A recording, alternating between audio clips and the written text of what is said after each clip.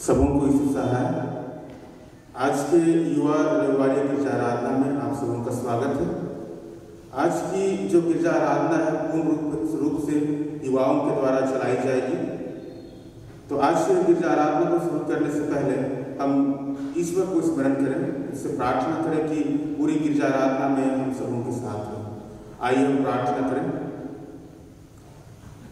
धन्यवाद करते हैं जीवते पिता परमेश्वर कि तू आप हमारा खुदा है, हमारा बाप है और इस जहां में सर्वशक्तिमान है प्रभु, तुझसे बढ़कर और कोई नहीं। तो आपने प्रभु अपने वचन मात्र से प्रभु इस जहां की रचना की है और अपने हाथों से हमको बनाया है प्रभु, इसके लिए आपको धन्यवाद करते हैं और अपना वो अनमोल बहुमूल्य आत्मा हम पर उंडेला प्रभु, जिससे हम जीवंत होने पाते हैं। पर इसके लिए आपका धन्यवाद करते हैं। हे पिता परमेश्वर, इस वक्त प्रभु आज के इस रविवार के दिन में हाँ पिता, जब हम तेरे सम्मुख आते हैं, तेरे सामने आते हैं प्रभु, हम प्रार्थना करते हैं कि बीते समय प्रभु जितने भी हमने गलतियाँ की हैं, हाँ प्रभु पाप का जो बोझ हमारे ऊपर है प्रभु और तमाम प्रकार की समस्याएं चिंताओं के बीच में हो सकता है प्रभु हम फंसे हुए थे, उन सबों के साथ प्रभु हम इस वक्त तेरे पास आते हैं प्रभु, क्योंकि प्रभु तू आप कहता अपनी चिंताओं को तो आप मुझ पर उंडेल दिया पिता। हम पूर्ण रूप से प्रभु पश्चाताप मन हो कि हम तेरे पास आते हैं प्रभु और उन हर एक बातों को प्रभु जो हमें आपसे दूर रखता है प्रभु, उनको हम तेरे चरणों में रखते हैं और इस वक्त प्रार्थना करते हैं कि व्यर्थ की चिंताओं की बातें, इधर उधर संसार की बातों को प्रभु अपने अंदर से निकाल दें प्रभु, कि इस वक्त प्रभु सिर्फ हम और आप बातें कर पाए, हमारे पीछे प्रभु और कोई ना होने सके। वो जो विश्वास का प्रेम का जो हमारा संबंध है प्रभु और परिपक्व होने पाए, इसके तुझसे प्रार्थना करते हैं।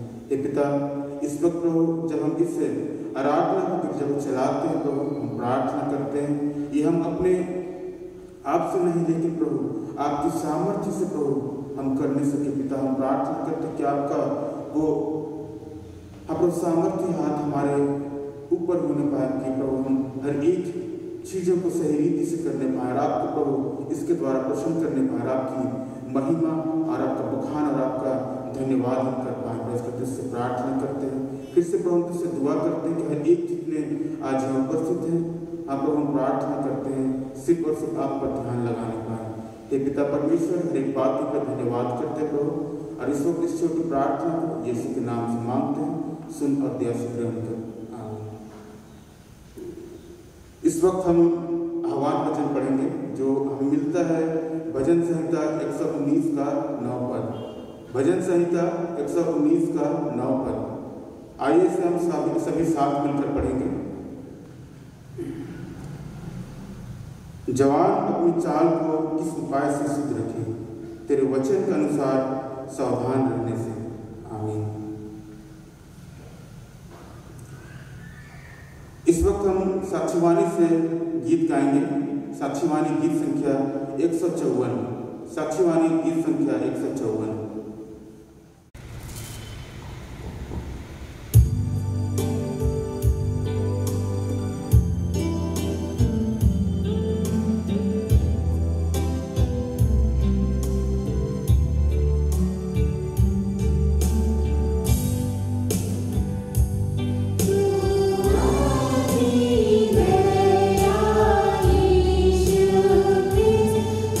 हमारे पास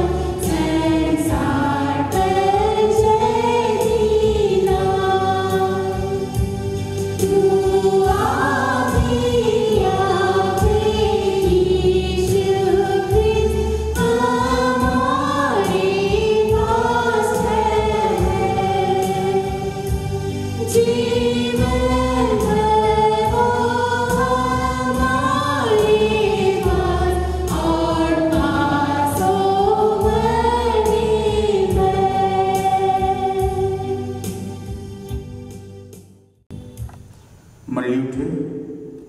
परमेश्वर पिता और पुत्र और पवित्र आत्मा के नाम से आमीन। हमारी सहायता ईश्वर के नाम से है, जिसने स्वर्ग और पृथ्वी को सिरजा।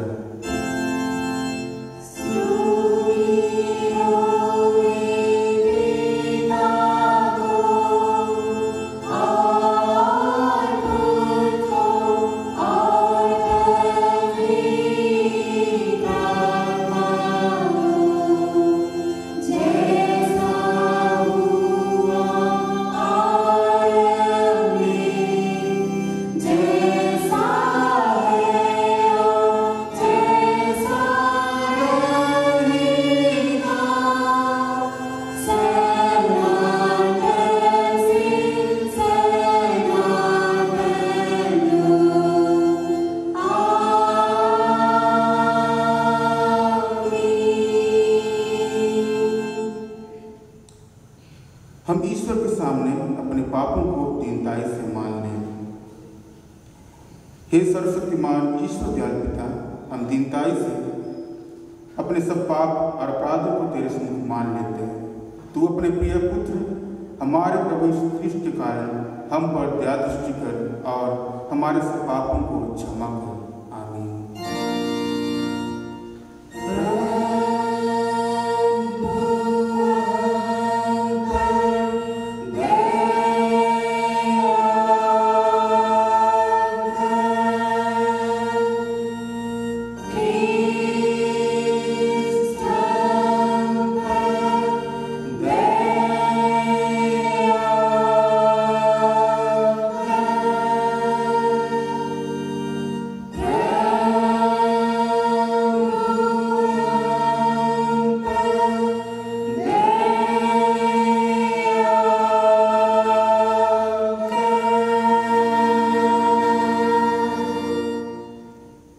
हम ईश्वर का शांतिदायक वचन सुने, क्योंकि सबों ने पाप किया है और ईश्वर की प्रशंसा के योग्य नहीं होते, पर उसके अनुग्रह से उस उद्धार के द्वारा जो ख्रिस्त से है सेंत में धर्मी ठहराए जाते हैं। रोमी 3:23-24।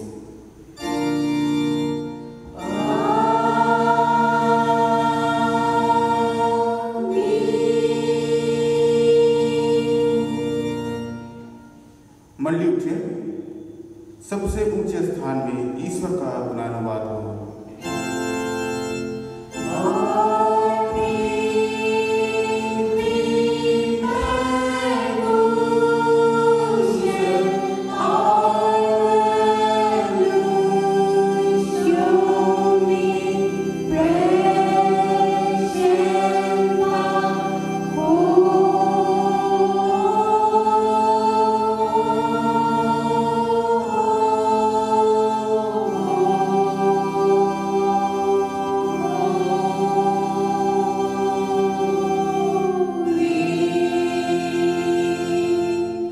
प्रभु हमारे संग हो।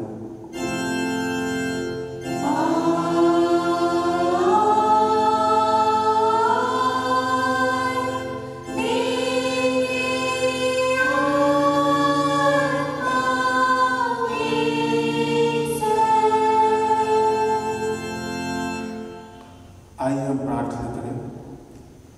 हे प्रिय प्रभु स्वर्गवासी पिता, हम तेरा धन्यवाद करते हैं कि तू अपनी कृपा से हमारा विनाश नहीं चाहता है, परंतु कि हम अपना मन तेरी ओर फिराएं और बच जाएं।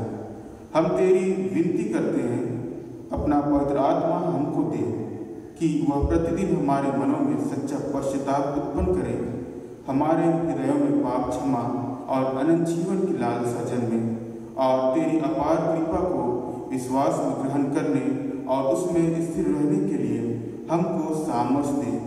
हर प्रकार की परीक्षा में हमको संभाल, कि जिससे अनुग्रह के द्वारा अंत में परम सुखी हो जाए, हमारे प्रभु यीशु ख्रिस्ट के कारण। आमीन।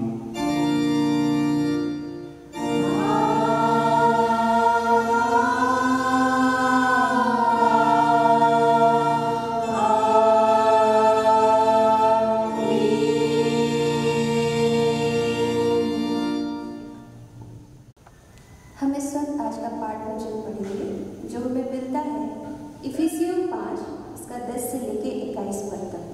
इफिसियों 5 उसका 10 से लेके 21 पद तक, पेज नंबर 260। इसमें इस प्रकार लिखता है, और याद रखो कि प्रभु को क्या भाता है, अंधकार के निष्फल कामों में सहभागी ना हो, वरन उन पर उल्हाना दो, क्योंकि उनके गुप्त कामों की चर्चा भी लज्जा की बात है। पर जितने कामों का उल्हाना दिया जाता है वे सब ज्योति से प्रकट होते हैं, क्योंकि जो सब कुछ को प्रकट करता है वह ज्योति है। इस कारण वह कहता है, हे सोने वाले, जाग और मुर्दों में से जी उठ, तो मसीह की ज्योति तुझ पर चमकेगी। इसलिए ध्यान से देखो कि कैसी चाल चलते हो, निर्बुद्धियों के समान नहीं पर बुद्धिमानों के समान चलो। अवसर को बहुमूल्य समझो, क्योंकि दिन बुरे हैं। इस कारण निर्बुद्धि ना हो, पर ध्यान से समझो कि प्रभु की इच्छा क्या है। दाखरस से मतवाले ना बनो, क्योंकि इससे लुचपन होता है, पर आत्मा से परिपूर्ण होते जाओ और आपस में भजन और स्तुति गान और आत्मिक गीत गाया करो और अपने अपने मन में प्रभु के सामने गाते और कीर्तन करते रहो और सदा सब बातों के लिए हमारे प्रभु यीशु मसीह के नाम से परमेश्वर पिता का धन्यवाद करते रहो। मसीह के भय से एक दूसरे के अधीन रहो। यहाँ तक आमीन।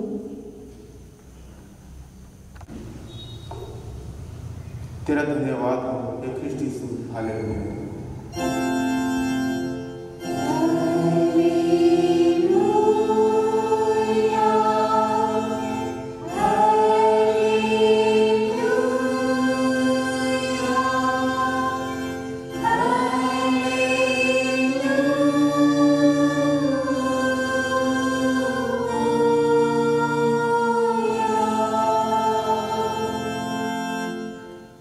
अब हम समस्त क्रिश्चियानी कलीसिया के संग अपना महापवित्र विश्वास मानने के योग्य हैं।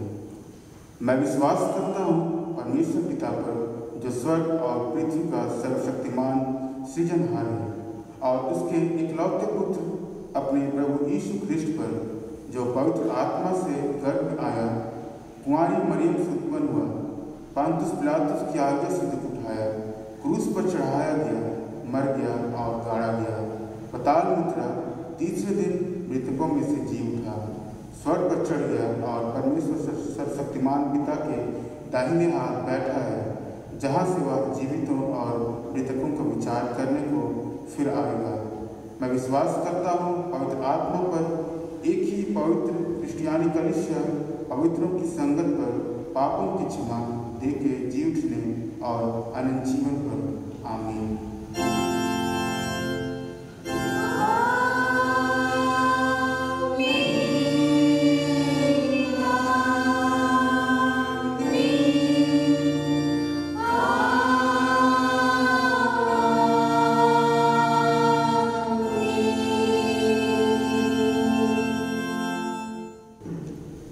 अभी उपदेश में जाने से पहले हम लोग एक गीत गाएंगे और गीत के बोले प्रभु तुम्हारा आलो है।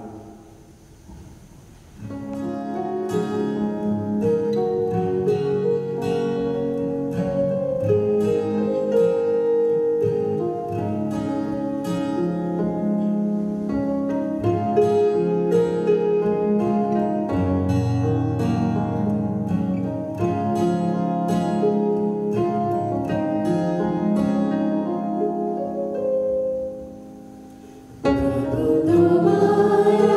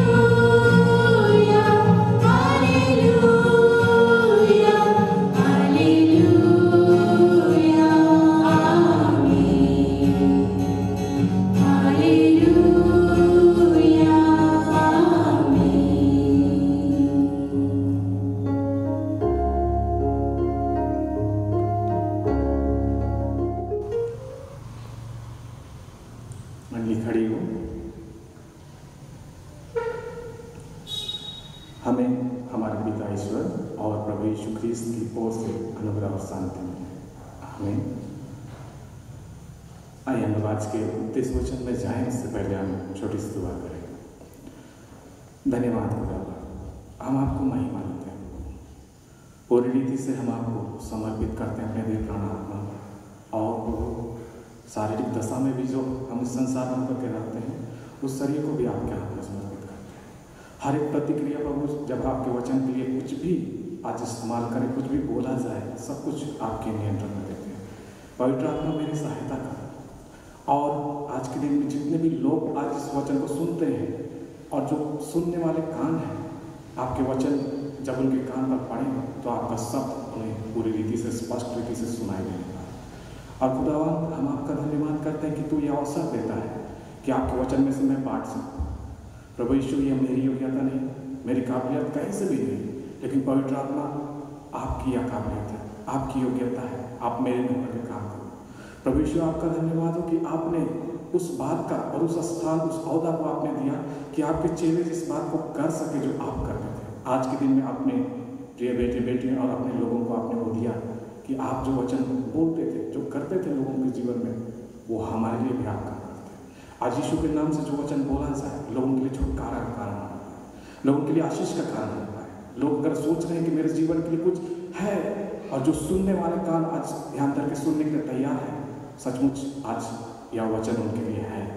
प्रभु यीशु, आपका धन्यवाद करते हैं, सारी बातों के लिए आपके हाथ में समर्पित करते हैं। जो आगे का जितना भी बात हो, वो वचन से या कुछ भी समझाने की बात हो, सब चीज़ आपके द्वारा समझाया जाए। एक बात के लिए धन्यवाद और महिमा देती है, प्रार्थना यीशु के नाम से मांगते हैं, आमीन। आइए हम लोग आज का जो हमारे पंजिका के आधार पर जो उपदेश वचन ठहराया गया है, जो 43 काल के 15वें रविवार के बाद हम लोग आज के रविवार को उपस्थित होते हैं, और उस दिन का वचन जो ठहराया गया है वो लूका रचित सुसमाचार उसका 15वां अध्याय उसका 11 से लेकर के 32 तक। लूका रचित सुसमाचार उसका 15 अध्याय 11 से लेकर के 32 तक, और पेज संख्या उसका नए नियम का पुस्तक है 111, 111, 111। आइए हम लोग अपनी जगह पर आप हैं वहीं पे एक साथ हम पढ़ें। फिर उसने कहा, किसी मनुष्य के 2 पुत्र थे, उनमें से छोटे ने पिता से कहा, हे पिता, संपत्ति में से जो भाग मेरा हो वह मुझे दे दीजिए। उसने उनको अपनी संपत्ति बांट दी। बहुत दिन ना बीते थे कि छोटा पुत्र सब कुछ इकट्ठा करके दूर देश चला गया और वहाँ कुकर्म में अपनी संपत्ति उड़ा दी। जब वह सब कुछ खर्च कर चुका तो उस देश में बड़ा अकाल पड़ा और वह कंगाल हो गया। इसलिए वह उस देश के निवासियों में से एक के यहाँ जा पड़ा। उसने उसे अपने खेतों में सुअर चराने के लिए भेजा और वह चराता था कि उन फलियों से जिन्हें सुअर खाते थे अपना पेट भरे, और उसे कोई कुछ नहीं देता था। जब वह अपने आपे में आया तब कहने लगा, मेरे पिता के कितने ही मजदूर को भोजन से अधिक रोटी मिलती है और मैं यहाँ भूखा मर रहा हूँ। मैं अब उठकर अपने पिता के पास जाऊँगा और उससे कहूँगा कि पिताजी, मैंने स्वर्ग के विरुद्ध और तेरी दृष्टि में पाप किया है। अब इस योग्य न रहा कि तेरा पुत्र कहला, मुझे अपने एक मजदूर के समान रख ले। तब वह उठकर अपने पिता के पास चला। वह अभी दूर ही था कि उसके पिता ने उसे देखकर तरस खाया और दौड़कर उसे गले लगा और बहुत चुमा। पुत्र ने उसे कहा, पिताजी, मैंने स्वर्ग के विरुद्ध में और तेरी दृष्टि में पाप किया है और अब इस योग्य न रहा कि तेरा पुत्र कहलाऊं। परंतु पिता ने अपने दासों से कहा, झट अच्छे से अच्छा वस्त्र निकाल कर इसे पहनाओ और हाथ में अंगूठी और पाँव में जूतियाँ पहनाओ और पाला हुआ बछड़ा लाकर मारो, ताकि खाएं और आनंद मनाएं। क्योंकि मेरा यह पुत्र मर गया था फिर जी गया है, खो गया था अब मिल गया है। और वे आनंद कर गए। परंतु उसका जेठा पुत्र खेत में था। जब वह आते हुए घर के निकट पहुंचा तो उसने गाने बजाने और नाचने का शब्द सुना। अतः उसने एक दास को बुलाकर पूछा, यह क्या हो रहा है? उसने उससे कहा, तेरा भाई आया और तेरे पिता ने पाला हुआ बछड़ा कटवाया, इसीलिए कि उसे भला चंगा पाया। यह सुनकर वह क्रोध से भर गया और भीतर जाना न चाहा, परंतु उसका पिता बाहर आकर उसे मना लिया। उसने पिता को उत्तर दिया, देख, मैंने इतने वर्ष से तेरी सेवा कर रहा हूँ और कभी भी तेरी आज्ञा नहीं टाली, तो अभी तूने मुझे एक बकरी का बच्चा भी ना दिया कि मैं अपने मित्रों के साथ आनंद करता। परंतु जब तेरा पुत्र जिसने तेरी संपत्ति वेश्याओं में उड़ा दी आया, तो उसके लिए तूने पाला हुआ बछड़ा कटवाया। उसने उससे कहा, पुत्र, तू सर्वदा मेरे साथ है और जो कुछ मेरा है वह सब कुछ तेरा है, परंतु अब आनंद करना और मगन होना, क्योंकि यह तेरा भाई मर गया था फिर जी गया है, खो गया था अब मिल गया है। मंडली बैठ जाएगी।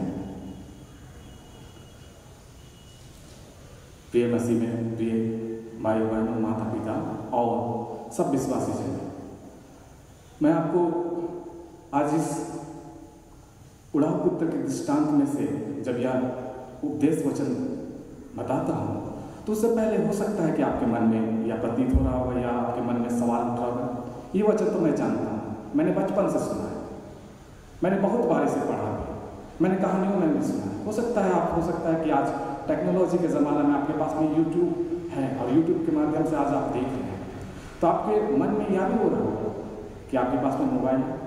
मैंने बहुत बार इसे यूट्यूब में भी देखा, आपने ये संदेश बहुत बार सुना होगा और इसका आपने बहुत बार इसका इंटरप्रिटेशन बहुत तरीके से सुना होगा, अलग अलग तरीक़ों से, अलग अलग लोग अलग अलग तरीके से बतला रहे हैं। लेकिन जब आज मैं इसे बोलता हूँ तो परमेश्वर आपके लिए कुछ खास लेकर के आया है। आप ध्यान रख के जब उसे सुनते हैं तो बिल्कुल आज उस आशीष से आप वंचित नहीं होंगे, क्योंकि ये गारंटी मेरी नहीं, लेकिन ये परमेश्वर का वचन कहता है कि जो कोई उसके वचन को ध्यान करके सुनता है, उस पर मन लगाता है, उस पर विश्वास करता है और अपने जीवन पर अप्लाई करता है, वो बिल्कुल निश्चित तौर पर 100% आशीष पाता है, वो अपने जीवन के लिए उन्नति को पाता है। और हम लोग इस दृष्टांत में जब जाएं, उससे पहले मैं एक बात को कहना चाहता हूँ कि आज जितने भी युवाएं लोग हैं वो लोग देख रहे हैं, तो मैं उनके लिए भी एक खास संदेश को देना चाहता हूँ कि आप जैसे भी हैं, आप इस वक्त में इस वचन के लिए ठहर करके थोड़े देर के लिए समय दें और उस परमेश्वर के वचन को जब आप सुने तो परमेश्वर का वचन आपसे बातचीत करने लगा। आइए हम लोग इस वचन में चलते हैं। यह दृष्टांत जब यीशु मसीह बतला रहे थे, उससे पहले हम लोग अगर लूका रचित सुसमाचार उसके 14 अध्याय में जाए तो वहाँ पे सदूकी और फरीसियों के साथ में वह बातचीत कर रहे थे। वहाँ पे बातचीत करते हुए वो लोग, हमेशा हम लोग को मालूम है कि यीशु मसीह के साथ में ऐसा हुआ करता था कि वो भेद की बातें कहते थे, लेकिन बड़ा तरीके से वो ज्ञानवानों के सामने भी कोई बातों को रखते थे तो दृष्टांत के रूप में, और दृष्टांत के रूप में इसलिए रखते थे क्योंकि वो कहते हैं ज्ञानवान और बुद्धिमान लज्जित हो जाए और तो चमूर जो दीन मन और ऐसे खुले हृदय से आते कि कुछ तो बताता है, प्रभु की ओर से कुछ तो संदेश आता है, कुछ तो ये व्यक्ति खास बोलता है। अच्छा, लोग सुनते थे और वो लोग आश्चर्यचकित हो जाते थे। आज के दिन में भी परमेश्वर का वचन जब आपके पास आएगा तो आप उस बात को महसूस करें कि परमेश्वर का वचन जब उस समय बोला जाता था तो काम करता था, आज भी काम करता है। वो दृष्टांत के रूप में इसलिए बताते थे कि लोग उसे इतने सरल रूप में समझ जाए कि उनको अपने जीवन में या अपने दैनिक कार्य में, अपने दैनिक जीवन में किन बातों की आवश्यकता है और किन बातों की भविष्यवाणियाँ हुई हैं, उन बातों को भी वो सुन करके समझ पाए कि हाँ, सचमुच आज परमेश्वर का वचन पूरा होता दिखाई देता है। और हम लोग जब उड़ाऊ पुत्र के विषय में हम लोग बहुत बार सुन चुके हैं, तो इस व्यक्ति के विषय में हम लोग जानते हैं कि यह एक व्यक्ति था जिसका 2 पुत्र था। 2 पुत्र में एक पुत्र था जो सदैव घर में रहता था, वो खेती बाड़ी और अपने घर के कार्यों में लगन रहता था। लेकिन एक दूसरा पुत्र के विषय में हम लोग जब देख रहे हैं तो वह पुत्र कैसा था, हम लोग आज के समय में भी अगर तुलना करते हुए चलें तो हम लोग देखेंगे कि कुछ घर में ऐसे होंगे जो देखेंगे कि एक पुत्र बड़ा आज्ञाकारी है, उसका पिता, उसके माता पिता जो कुछ कहते हैं वो करता है, वो अच्छे रीति से सब कुछ करता है। लेकिन कुछ पुत्र ऐसे भी होते हैं जो अपने माँ बाप की आज्ञाओं को नहीं भी मानते या अपनी मनमर्जी करते हैं।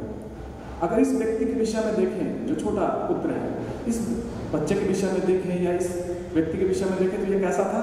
ये मनमर्जी, अपने मन के मुताबिक चलना, मेरे को मन में करना है। मतलब संसार में कुछ भी हो रहा है, ठीक है, संसार में एक मेरा पिता है, हाँ वो है, उसकी संपत्ति मेरी है, उसे भी मालूम है। जैसे आज के दिन में हम लोग जानते हैं यूथ की कोई भी माँ बाप की संपत्ति अपने बच्चे को ही जाती है, तो वो लोग क्या बोलते हैं, आखिर में वो चला जाएगा तो सब किसका होगा? मेरा ही होगा। लेकिन यहाँ एक व्यक्ति के विषय में बता रहा कि वो जीते जी, एक पिता जीता है, उसी समय जीवित है, और उससे वो अपने खुद अपने मुख से कहता है कि मेरी संपत्ति जो मेरा भाग, जो मेरा हिस्सा आता है उसको दे दीजिए। उसके पिताजी के विषय में यहाँ पे नहीं कहा, सवाल नहीं किया कि क्या करोगे लेकर के, अभी तो मैं जीवित, अभी तो बंटवारा नहीं हुआ है, अभी तो अलग नहीं हुआ है। लेकिन उसके पिताजी ने वहाँ पे उसको दोनों पुत्र का जो भाग था वहाँ पे जो देने का, उसमें से उससे मांगा गया तो उसने दे दिया उसे, उसकी मर्जी के अनुसार उसे दिया गया। वो अपनी इच्छा से चलना चाहता था। वो पिताजी भी जब अपने बच्चे को देख रहा था कि ठीक है तुम जाना चाहते हो या कुछ लेना चाहते हो, अपनी मर्जी से अपने संसार में अपने तरीके से जीवन जीना चाहते हो, पिता ने उसका कहा कि जाओ, तुम्हें मैंने दिया, और उसने दे दिया। आज भी हम लोग जब संसार में जीते हैं, हम लोग बहुत बार सोचते हैं कि हम लोग कुछ कर रहे हैं, वहाँ में परमेश्वर रुकता क्यों नहीं? आप एक बात को जानो कि परमेश्वर हमारी इच्छा और हमारी मर्जी की भी कदर करता है। वो हमें भी जानता है कि हम लोग जब पृथ्वी पर रखे गए हैं तो हम लोग अपनी इच्छा से जीते हैं, अपनी मर्जी से करते हैं। कुछ चीज़ है जो हम लोग स्वतंत्र होकर करते हैं। हम संसार में भी देखें तो माँ बाप भी जब अपने बच्चे को पालते हैं तो कुछ स्वतंत्रता अपने बच्चे को देते हैं, ना ही कि पूरे बंधन में नहीं रखते। इस बेटे का भी कुछ हालात ऐसे था, उसे पूरे बंधन में चाहता तो उसे डांट फटका के कहता कि मैं तुम्हें नहीं दूंगा, लेकिन ऐसी कोई बातें नहीं। यीशु मसीह बड़े सरल रूप से वहां पे संदेश दे रहे थे कि कैसा हमारा पिता है।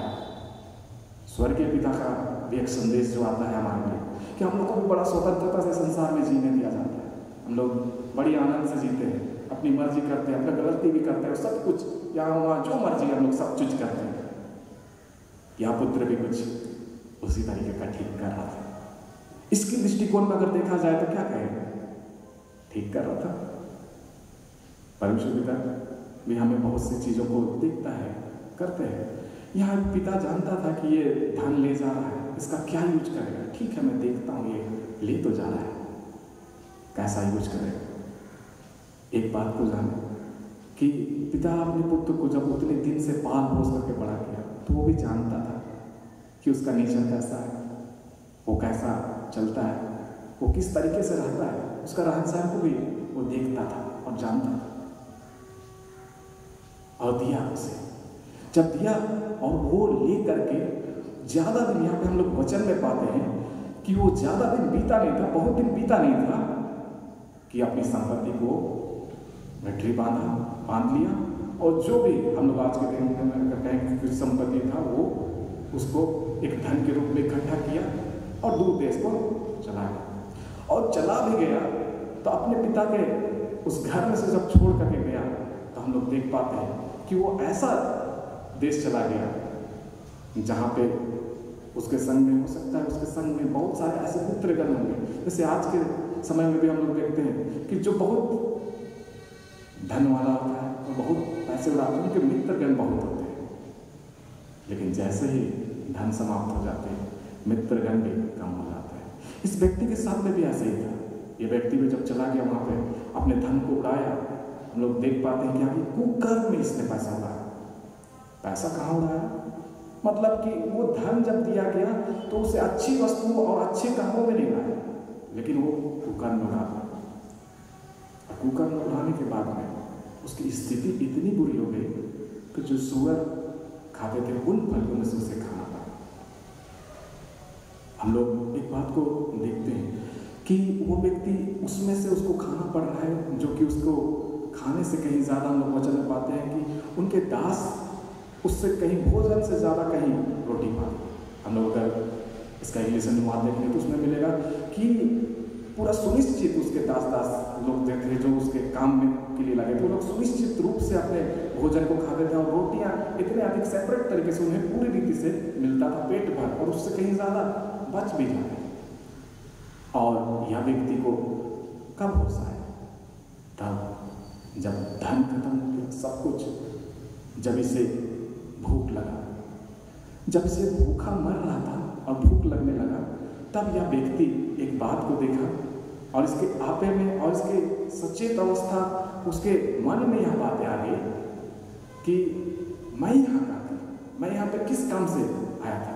मैं तो अपने धन संपत्ति को लेकर के आया, आज मैं कंगाल हूँ और मेरे पास इतना भी नहीं कि मैं खाने के लिए भी आज उसमें से खा रहा हूँ जो जानवर खाता है। एक बात को हम लोग देख पाते हैं कि हमारे जीवन में भी अगर कोई मार्गदर्शक ना हो तो हम मार्ग से भटक जाते हैं। उस समय लिया और उसके साथ में कोई मार्गदर्शक नहीं था, कोई बताने वाला नहीं था।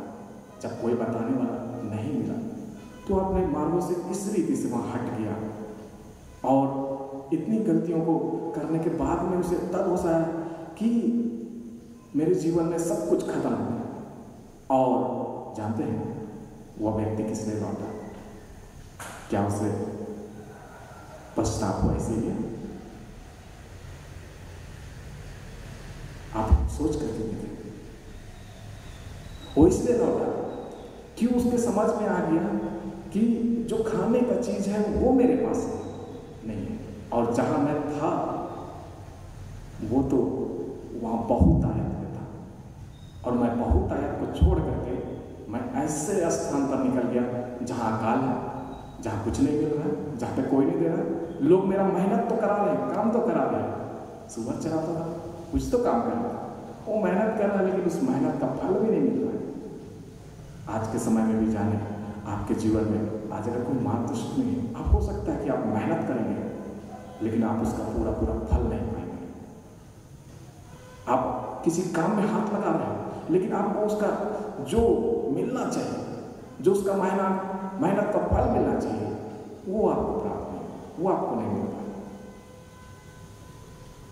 तो आप एक बात को जाने, या व्यक्ति उस समय में जाना कि मैं इतना मेहनत कर रहा हूँ, सुबह चला रहा हूँ, उसमें फलिए में खा रहा हूँ, आपके मन में आ रहा होगा कि अकाल के समय में था, अकाल में कौन देता है ऐसे? आप एक बात को जाने कि जब उसमें हम लोग देख पाते कि वह व्यक्ति को भूख लगा तो उसे समझ में आ गया कि मैं अपने पिता के पास जाऊंगा तो मुझे जरूर खाने का तो मिलेगा, कम से कम सुअर में से तो नहीं खाऊंगा, कितना कुछ मिलेगा तो अच्छा ही मिलेगा और पेट भर ही मिलेगा। मैं दास वहाँ पे दासियाँ लोग काम कर रहे हैं, दास लोग काम कर रहे हैं, उनको मुझसे कहीं ज़्यादा मिलता है, तो मैं तो पुत्र था, चलो ठीक है, मुझे पिता ग्रहण नहीं करे। तो उसने अपने मन में बात को सोचा और समझ गया कि मुझे अगर जीना है और मुझे पेट भरना है तो मुझे अपने पिता के पास लौटना होगा जहाँ पे बहुत आयत है। और वह अपने मन में सोचा और उस बात को मन में आ गया और उसने उस बात में अपने मन को आकलन किया और मन में अपने शारीरिक दशाओं को भी देखते हुए जान गया कि मैं इतना इस जगह पर काम भी करूं तो यही मिलेगा, लेकिन मैं लौटूंगा और अपने पिता के पास जाऊंगा और वहाँ पे ये कहूँ कि बेटा मैंने तेरी दृष्टि में पाप किया है और मुझे पुत्र ग्रहण करके तो मत ग्रहण कर, लेकिन एक नौकर होकर के ग्रहण कर ले, एक दास होकर के ग्रहण कर ले, ताकि मुझे भोजन तो मिल जाए।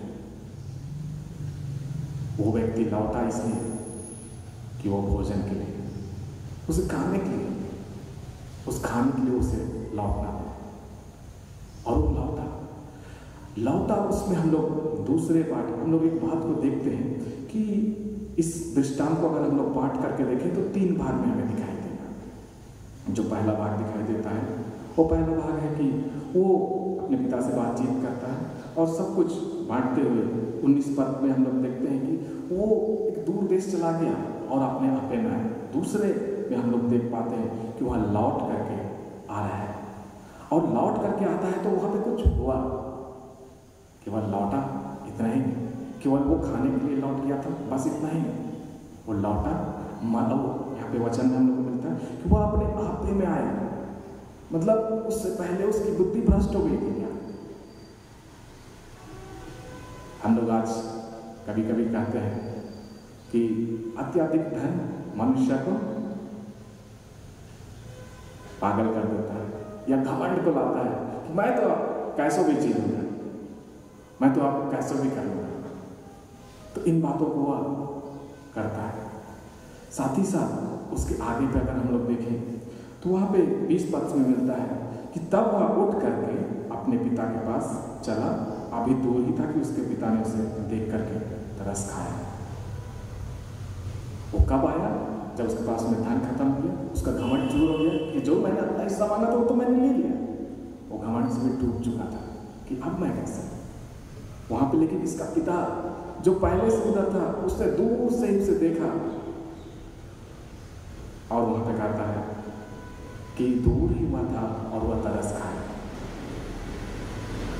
उस बेटे के विषय में कहता है कि उसके विषय में ज्यादा कुछ कहता है कि वो अपने आप में आया और साथ ही साथ वो अपने मन में क्या कहूँगा, किस रीति से मैं माफी मांगूंगा, उसने सोच कर क्या। लेकिन पिता के मन में क्या था? अब भी उस बेटे के विषय में वही प्रेम था। क्या हम लोग उस वचन में पाते हैं या हम लोग देख पाते हैं यहाँ पे कि उस पिता के मन में अब भी अपने बेटे के प्रति वो प्रेम कम नहीं? वो देखा, तरस खाया और तरस खा करके दूर नहीं था कि वो दौड़ करके अपने बेटे को गले लगा दिया।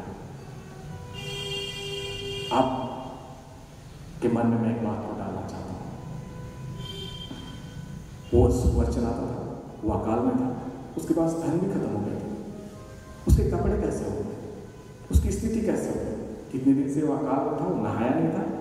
अकाल कब होता है? हम लोग को मालूम है, बारिश नहीं होती, पानी की भी कमी थी, उसके शरीर से बदबू आ रही थी। उस व्यक्ति का स्थिति ऐसा था कि उसके कपड़े भी पुराने हो चुके होंगे, गंदा सा होगा। लेकिन उसके पिता ने दूर से उसे देखा और दौड़ा और उसे गले लगा दिया और खूब चुमा। हम लोग देखते हैं वचन में मिलता है कि उसे बहुत चुमा, उसे गले लगा दिया। उसकी स्थिति जो भी हो, वो गंदा था, कचरे में से था या कैसा दिखाई दे रहा था, बाल भी उसके हो सकता है बड़े हो गए थे।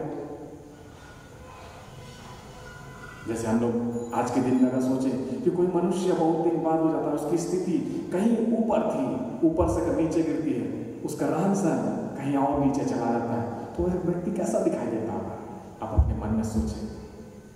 जब आप सोचते हैं तो आप उस वचन को देख पाते हैं और उस वचन को आप जब देखें, चित्र बनाएं कि वो मनुष्य कैसा दिखाई दे रहा था। आज के समय में आपके पास में भी कोई ऐसा होता है तो आप एक बार सोचते हैं कि मैं इसे पहचानूं या कैसे, लेकिन उस पिता ने दूर से उसे पहचान लिया और उसकी स्थिति कैसे की, फिर भी उसने गले लगा दिया तरस खा करके। मैं आपको एक बात बताना चाहता हूं कि परमेश्वर पिता भी ऐसे है। हमारा प्रभु यीशु मसीह हम पर अनुग्रह करता है। जब हम पाप में डूबे रहते हैं या हमारी स्थिति बहुत बुरी रहती है, हम कोई भी ऐसे गर्त में गिर भी जाते हैं, तो हम पर अनुग्रह करता है। हम लोग सोचते हैं क्या मेरा पिता स्वीकारेगा, क्या हमारा प्रभु यीशु मसीह हम लोगों को वापस लेगा? मैंने तो ऐसा मैंने तो अपनी जगह चलो किसी रीति से मैं माफी मांगता था। इस छोटे व्यक्ति के मन में एक बात था, वो अपने आप को दीन कर दिया था। वो ये नहीं कहा कि प्रभु किसी रीति से वहां पे काम करे, इस रीति से नहीं। वो अपने पिता के पास इसलिए लौटा कि बेटे के रूप में नहीं, लेकिन दास के रूप में ही ग्रहण कर ले। मतलब कुछ पद उसका घर का एक अधिकार, तो वो अधिकार तो मैंने ले लिया, वो अधिकार को तो मैंने मिसयूज किया, खत्म कर दिया। वहां तो तैयार होकर के उस रीति से गया, वो दीन मन होकर के गया। हम लोग एक बात को देखते हैं कि अभिमान ही होगा, मन और उनका सर नीचा किया जाता है, लेकिन दीनों पर दया किया जाता है। जो लोग दीन मन होते हैं उन पर दया किया जाता है। वह बेटा भी वहाँ पे वैसा ही गया, लेकिन उसका पिता के मन में वैसा नहीं। उसने तरस खाया, उसे गले लगा लिया, उसके कपड़े जैसे भी थे गंदे थे, वो उस समय में उसे लिपट गया खुशी से इस बात का कि वो लौट आया। तब वहाँ पे जाकर के हम लोग देखते हैं कि वहाँ पे आगे लिखता है कि उस बेटे ने वहाँ पे माफी मांगा।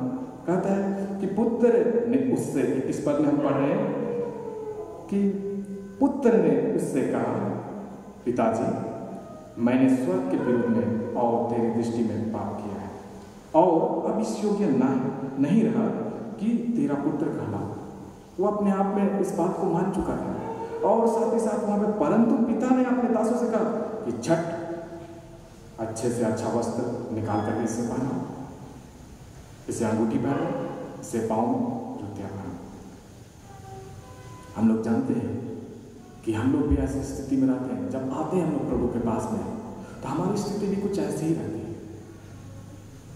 कि हम लोग कुछ ऐसे काम किए हुए रहते हैं और उसके पास में आने में लगता है कि पता नहीं स्वीकारेगा नहीं स्वीकारेगा, लेकिन उसका वचन बताता है कि हमें वो स्वीकारना है। और हम लोग जब मानते हैं अपने गलती में, एक इब्रानी में एक शब्द है तफीला, जिसको बोलते हैं कि वो मन में और वो आत्मा में उस बात का हम जब मूल्यांकन करते हैं कि मैंने क्या गलती की, और उस बात पे हम लोग अपने अवस्था को देखते हैं, अपनी अवस्था में सुधार करने के लिए हम क्या कर सकते हैं, इस बात पे जब बढ़ते हैं तो वहां पे सुधार भी होता है। और सुधार के संग संग वहां पे हम लोग देखते हैं कि हम लोग को याकूब के पत्री में एक बात को बताता है, जो कि एक मनुष्य अगर बढ़े अपने गलतियों से उभर करके और लौट आए तो उसे कैसा प्रभु सिखाता है। याकूब 4:8 बताता है कि जब हम प्रभु की ओर बढ़ते हैं, उसके निकट आते हैं, तो वह भी हमारी ओर बढ़ता है, वह भी हमारी तरफ आता है। कितना अच्छा बात है। हम और आप जब प्रभु की तरफ लौट आते हैं, बस लौटने का सोचते हैं और एक कदम बढ़ाते हैं, हमारा परमेश्वर दौड़ा चला आता है। वो इंतजार नहीं करता है, वो देखता नहीं कि तुम कब पहुंचोगे, तुम धीरे से पहुंच रहे हो, मैं ही तुम्हारे पास में चलता रहता हूँ। वो दौड़ कर आता है। यहाँ पे एक पिता के विषय में कहता, वो कैसा था, वो दौड़ा उसको देख करके, बोला मेरा बेटा लौट आया है। वो दौड़ कर कैसे आता है, वो नहीं कि आने को, उसने दौड़ कर उसे कर। हमारा परमेश्वर भी ऐसा है, जब हम एक कदम बढ़ाते हैं, हमारा परमेश्वर 100 कदम अपनी ओर से बढ़ाता है, उससे कहीं ज़्यादा बढ़ाता है। उसका पिता हम लोग जानते हैं कि दूर से भी क्यों पहचान लिया अगर देखें, वो हमेशा ताका करता था अपने बेटे को कि आज नहीं तो कल तो लौटेगा। नहीं तो आज हम लोग सोचें कि कोई अगर नहीं देखता होगा तो दूर से क्यों ताकेगा, क्यों दौड़ करके जाएगा। वो हर दिन उनके मन में आशा था कि मेरा बेटा आज नहीं तो कल तो लौटेगा, कल तो अपनी गलती का एहसास होगा, कल तो वो जान जाएगा। लेकिन वो लौट आया, इसी से उसके पिता ने जान लिया कि वो अपने आप में आ चुका है, उसने गलती को स्वीकार चुका है। उसने उससे नहीं पूछा तुम क्यों चले गए थे, कैसे चले गए थे, लेकिन उसने जाना कि ये लौट आया है, इससे गलती का एहसास है। उसने जाना अपने बेटे को, और उसने झट से अपने दासों को वहाँ पे आदेश दिया कि उसे अच्छा से अच्छा वस्त्र पहनाया जाए वहाँ पे। और हम लोग आज में इस वचन का अनुवाद अगर संदेश देखें, जो प्रभु का प्रकाशन बताता है कि हम लोग जब परमेश्वर के निकट जब अपने पापों से फिरते हैं और अपने उस कर्मों से जो संसार के रीति से, जो संसार का रीति से चलना है, जो आज्ञाकारिता की बातें हैं, उन बातों से फिर करके जब आते हैं, धार्मिकता का वस्त्र पहना है। और हम लोग उस बात को यहाँ पे देख नहीं पाते हैं कि धार्मिकता का वस्त्र पहनाने के लिए वहाँ पे जब हुआ इस काम को, उसके साथ ही साथ उसके हाथ में अंगूठी भी पहनाया गया। तो हम लोग अंगूठी का जिक्र जब पाते हैं तो अंगूठी का बहुत सारा है जो उस तरीके से यूज है और उस तरीके का उसका अनुवाद भी आ सकता है। लेकिन मैं जिस बात के लिए आपको आज इस पर ध्यान केंद्रित करना चाहता हूँ कि हम लोग अगर पुराने समय में भी अगर देखें तो राजाओं के हाथ में भी एक अंगूठी होती थी, जिस पे अधिकार होता था।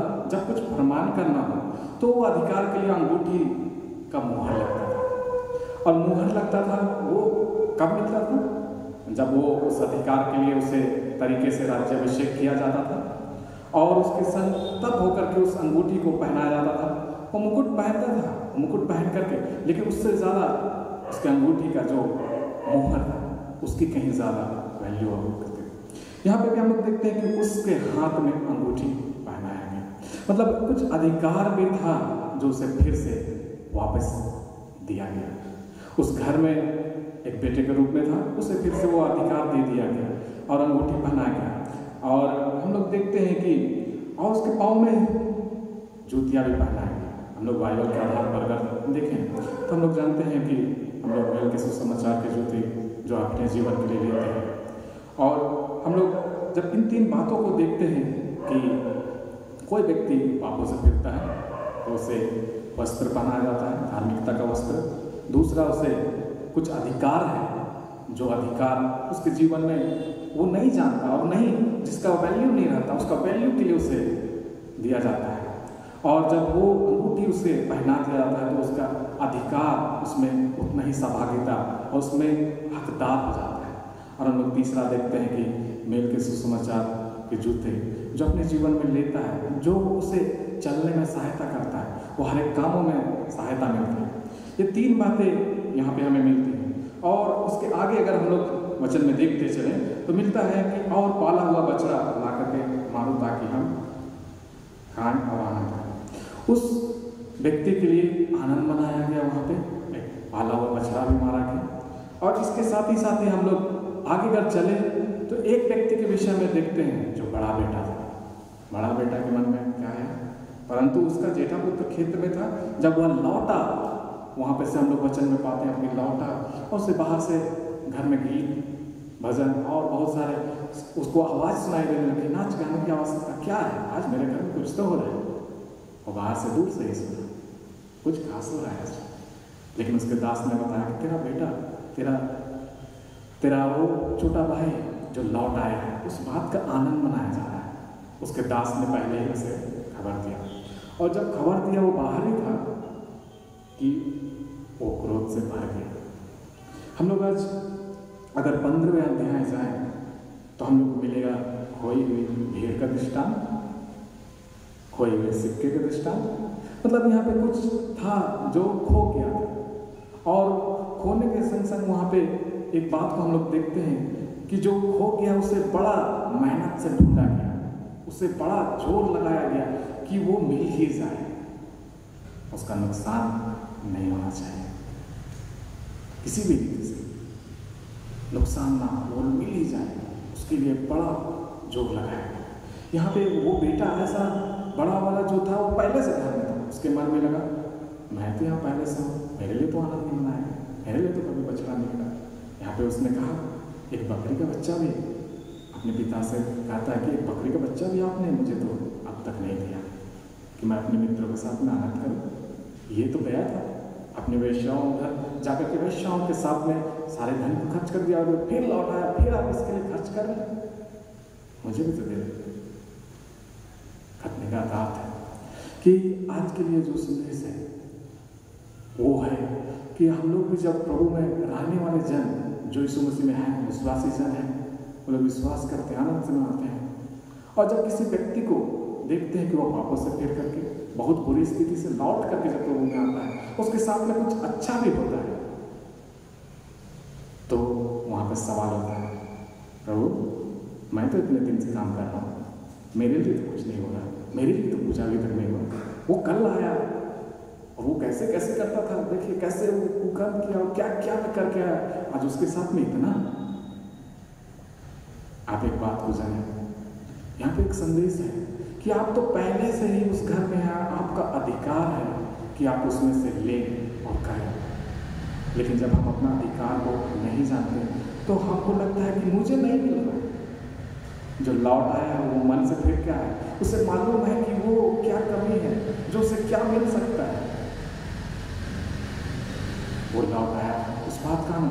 तो आज के समय में भी विश्वासी जनों के लिए भी एक संदेश है कि हम लोग जब अपने जीवन में किसी व्यक्ति को लौटते हुए भी जब देखें तो हम मिल करके उसके लिए आनंद मनाएं, ना कि हम उसके लिए नुक्ताचीनी करें कि वो कैसा था, वो तो शराबी था, वो तो ऐसा करता था, वो तो जुगाड़ी था, वो तो बड़ा स्त्रियों को घुमाया करता था। लेकिन आज के दिन पर अगर वो फिर करके आया है तो आप इस बात का आनंद मनाएं कि हमारे पिता ने किसी को लौट करके आया है, उसे ग्रहण किया है, तो हम भी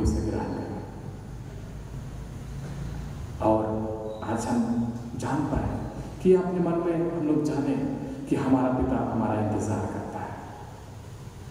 आज मैं यही वचन को बोल करके अंत करता हूँ और अंतिम इस बात को कहता हूँ कि आप जैसे भी स्थिति में, जो भी यूट्यूबर में आप देख रहे हैं, उनके लिए यह संदेश है कि आपकी स्थिति जैसे भी हो, आप अगर मन में सोच रहे हैं कि मैं लौट आऊँ, और आप लौट आए, आपका पिता इंतजार कर रहा है।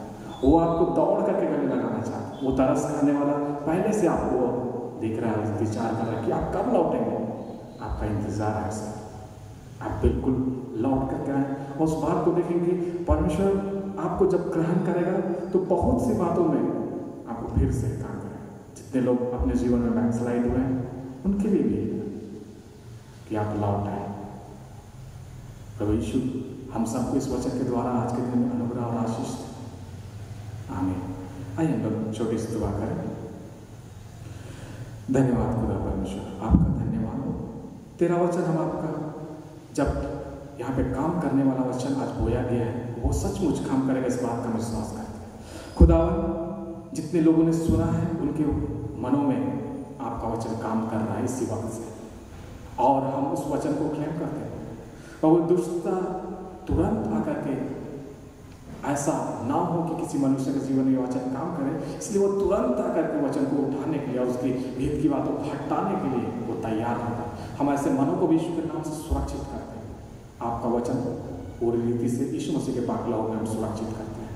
खुदावन, जब आने वाले समय में भी अपने वचन के अनुसार वो सोचने पाए, देखने पाए कि मेरा जीवन को आज प्रभु ने बचाया है, कुछ है जो मैं लौट आऊँ, और लौट करके जब आऊँ तो कैसा काम करूँ, उस बात को भी देख पाए।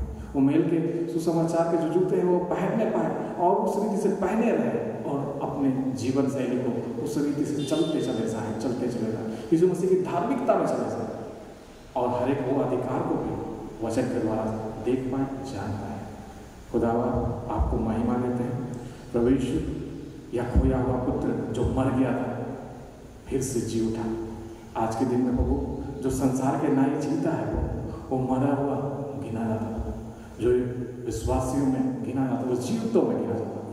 प्रभु यीशु, अनका की ताकत एक एक के जीवन से हटाई जाए, और आज के दिन में जितने भी लोगों ने सुना है, आज आपके वचन सुनकर के जितने लोगों को आपने स्वतंत्र कर दिया, इस बात के लिए धन्यवाद करते हैं।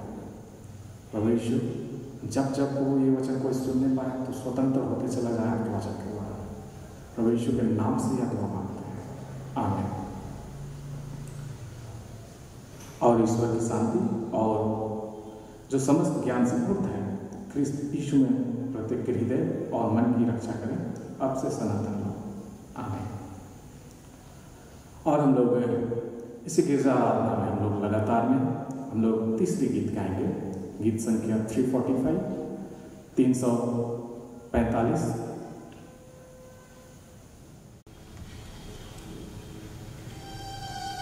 Thank you.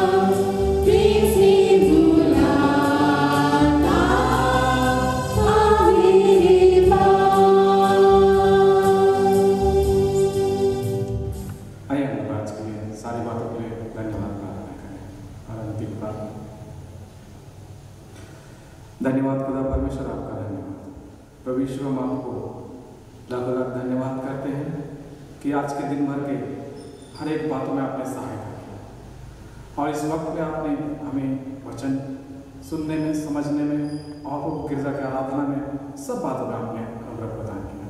प्रभु यीशु, आपके वचन को हमने सुना कि एक व्यक्ति जो खो गया था सो पाया गया और उस बात का आनंद मनाया गया। मतलब कहीं तो इंतजार था उसका। आपका धन्यवाद हो कि एक व्यक्ति के खो जाने से वो कुछ नुकसान है, लेकिन जब उसे पाया जाता है जो पहले से उससे कहीं ज़्यादा आनंद मनाया गया। आज भी एक पापी के मन फिराने से आज ऐसा ही आनंद किया जाता है। सचमुच आपका यह संदेश हम सब के लिए बहुत आशीष का कारण है कि आपने हम पापियों को भी प्रभु यीशु मसीह के पाप लहू से धोया और हर एक अपवित्रता की बातों से वो हटाया और पवित्र किया और धार्मिकता का वस्त्र पाया और वो अधिकार भी दिया। और सचमुच आपने वचन को भी हमें जानने का, वो बातों को हमारे हाथों में बाइबल के रूप में दे दिए ताकि हम वचन में से जान पाए, सुन पाए, समझ पाए और व्यक्तिगत रीति से तेरे साथ में, आपके साथ में आपका वो व्यक्तिगत संबंध मजबूत हो जाए। जो कहीं छूट गया था वो फिर से बन जाने पाए। हम इस वक्त में अपने कलीसिया को आपके हाथ में समर्पित करते हैं। प्रभु यीशु, आपका धन्यवाद हो कि हमारे कलीसिया में जितने भी कुछ पदाधिकारी हैं और जितने भी सबकर पुरोहितगण और पंच और जितने भी लोग को इस कलीसिया को चलाने के लिए नियुक्त किए गए हैं, उन हर एक अधिकारियों को हम यीशु के नाम से आशीष करते हैं। और खुदावंद, हम चाहते हैं कि हमारे मंडली में जितने भी लोग हैं, जितने भी कलीसिया में लोग पाए जाते हैं, सब लोगों के ऊपर में यीशु का अनुग्रह ठहरा है। प्रभु, आपका धन्यवाद हो कि आज का जो संदेश था उसके ऊपर हम चाहते हैं कि जितने युवागण हैं उसके ऊपर में आपका वचन कारगर पूरी रीति से पकड़ बनाने पाए। खुदावंद, हम चाहते हैं कि हमारे कलीसिया में जितने भटके हुए लोग और जितने भी लोग हैं जो उलट फेर हैं, सबके ऊपर में आपका आशीष पड़ने पाए। भविष्य हम चाहते हैं कि इस देश के जितने भी लोग हैं, जहाँ कहीं पाए जाते हैं, सब लोगों का मन यीशु के नाम से मन फिराव होने पाए और हमारे जितने भी राज्य में चलाने वाले मुख्यमंत्री, राज्यपाल और उच्च न्यायिक पदाधिकारी और जितने भी लोग को प्रशंसित रूप से कार्य करते हैं, सब लोगों को यीशु के नाम से सब कुछ एक अच्छी व्यवस्था आपकी ओर से उपलब्ध की जाए और उनके जीवन में भी काम कर, ताकि सब लोग ईमानदारी होकर के वो ईमानदारी के साथ साथ अपने राज्य की उन्नति और लोगों के उत्थान के लिए वो अपने कार्यस्थल पर और अपने पद का सही इस्तेमाल कर पाए। तो हम आपका धन्यवाद करते हैं कि आपने आज के दिन में हम सबके ऊपर में अनुग्रह किया कि हम आज के दिन में जीवते पाए जाते हैं और आने वाले समय में भी आपके अनुग्रह में जीते चले जाए और संसार में आपके कामों को पूरा करते चले जाए। और यीशु, हम चाहते कि आने वाले रविवार में भी जब हम आपसे फिर से आराधना में मिलें, फिर से हम इस YouTube का जब इस्तेमाल करते हैं, तो अनुग्रह करना कि सब कुछ आपके नाम से बेहतर बने। तो यीशु, सुनने वाले कान को जिस रीति से आशीष दिया, बोलने वाले मुखों को आशीष किया और जितने भी लोग इस मध्यस्थता को यूज करते हैं, जो भी बनाने वाले जो YouTube को बनाए हो, हम उससे भी हम यीशु के नाम से ब्लेस करते हैं, क्योंकि आज के दिन में हम उस टेक्नोलॉजी का इस्तेमाल कर पा रहे हैं। उस बात के लिए आपका धन्यवाद। आपने उस बातों को उन्हें बुद्धि दिया, वो उपलब्ध कर पाए और जितने भी युवागण हैं जो टेक्नोलॉजी का इस्तेमाल करते हैं, उसका सही दिनों में इस्तेमाल कर पाए। और इन दिनों जो भी महामारी का समय है, सब लोग को आपके विश्वासी जन आपके विश्वास पर स्थिर रहें और सब लोग इस महामारी से लोगों निकल करके एक अद्भुत जगह में पहुंचने पाए, एक स्थान को जब पहुंचे तो देख पाए कि सब कुछ आपके उनके जीवनों में आपने काम किया, आपने उन्हें महामारियों और ऐसे हर एक बातों से बचा करके लिए चला है। ऐसे वो आने वाले समय में भी गवाही देने पाए। हम आपको महिमा देते हैं और आज हम दिन भर के लिए हर एक बातों के लिए इस दिन को सौंप देते हैं। सारी बातों में प्रभु जी आप अगुवाई करना, आप लीड करना, एक एक बातों में हम सबके ऊपर में अनुग्रह प्रदान करना और आज दिन भर में आप हमें मार्ग प्रदर्शित करते रहना, निर्णय लेने, काम करने में, सब बातों में आप हमें संग संग लिए चलना। पवित्र आत्मा हमें हर एक विषय में तू सहायक के रूप में हमें सहायता करना। सब बातों में हम आदर मान देते हुए यह प्रार्थना यीशु मसीह के नाम से मांगते हैं, आमीन। आइए हम लोग प्रभु की प्रार्थना एक साथ करेंगे। हे हमारे पिता, तू जो स्वर्ग में है, तेरा नाम पवित्र माना जाए, तेरी इच्छा जैसे स्वर्ग में है वैसे ही पृथ्वी पर भी हो। हमारे प्रतिदिन की रोटी आज हमको दे और हमारे अपराधों को क्षमा कर, जैसे हम भी अपने अपराधों अपराधियों को क्षमा करते हैं और हम परीक्षा में मत डाल, परंतु बुराई से छुड़ा, क्योंकि राज्य और प्रार्थना और माध्यम सदा तेरी है। आमीन।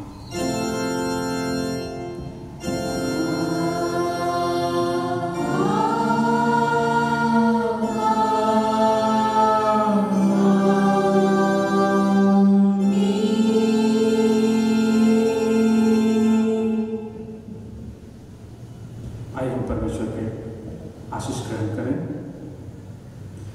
परमेश्वर हमें आशीष दे और हमारी रक्षा करे। परमेश्वर अपना मुंह हम पर प्रकाश करे और हम पर अनुग्रह करे। परमेश्वर अपना मुंह हम पर प्रकाश करे और हमें कुशल दे। आमीन।